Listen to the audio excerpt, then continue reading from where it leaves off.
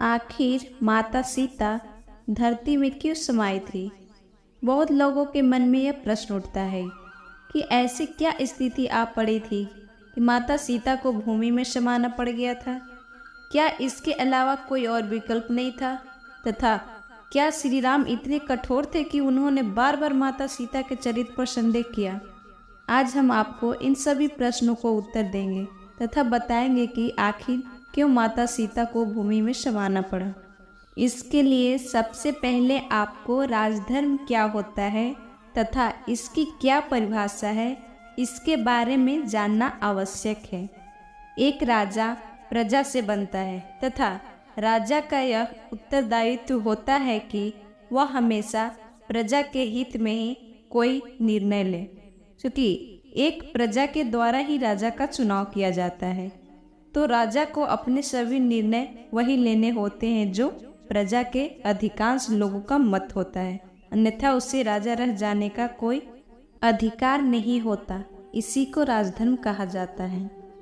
जब लौ कुश बड़े हो गए तब वो दोनों अपने गुरु वाल्मीकि के आदेश अनुसार अयोध्या में गए तथा सभी को रामायण कथा सुनाई। अंत में उन्होंने राज दरबार में स्वयं को श्री राम तथा माता सीता का पुत्र बताया। इसके पश्चात अयोध्या की प्रजा के द्वारा इस पर प्रश्न चिन्ह लगा गया। श्री राम ने जब यह सुना तो लोकमत को ध्यान में रखकर उन्होंने सीता को स्वयं यहाँ आकर इसका प्रमाण देने को कहा तथा अपनी सुतता को शपथ लेने का आदेश दिया। माता सीता ने जब यह सुना तो उनका मन बहुत दुखी हो गया। इतने वर्षों से अयोध्या की प्रजा के मत को ध्यान में रखकर वे वन में रह रही थी तथा इसके पश्चात भी उनकी पवित्रता का प्रमाण मांगा जा रहा था। इसलिए उन्होंने इस अपवाद को हमेशा के लिए समाप्त कर देने का निश्चय किया, जिससे आगे कभी यह समस्या खड़ी ही ना हो। जब माता सीता राज दरबार में पहुंची तो वहां सभी के सामने उन्हें अपनी पवित्रता की शपथ लेने को कहा गया। यह सुनकर माता सीता ने सभी के सामने शपथ ली कि यदि उन्होंने मन, वचन तथा कर्म से केवल भगवान श्री राम का ही आराधना की है तथा उन्हें ही अपना पति माना हो तो इसी समय यह धरती फट जाए तथा वे उसमें समा जाए।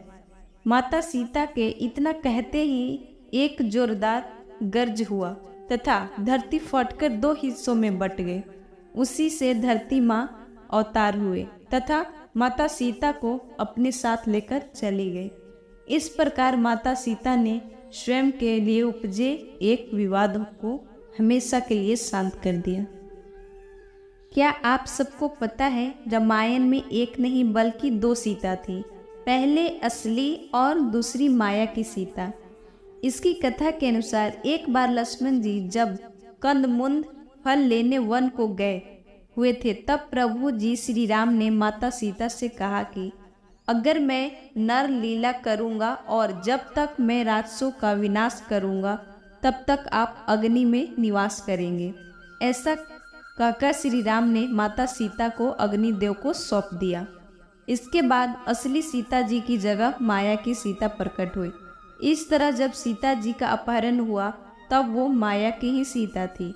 जब युद्ध समाप्त हो गया और राक्षसों का विनाश हो गया तब भगवान श्री राम ने माता सीता को अग्नि परीक्षा के लिए कहा और माया की सीता अग्निकुंड में समा गई।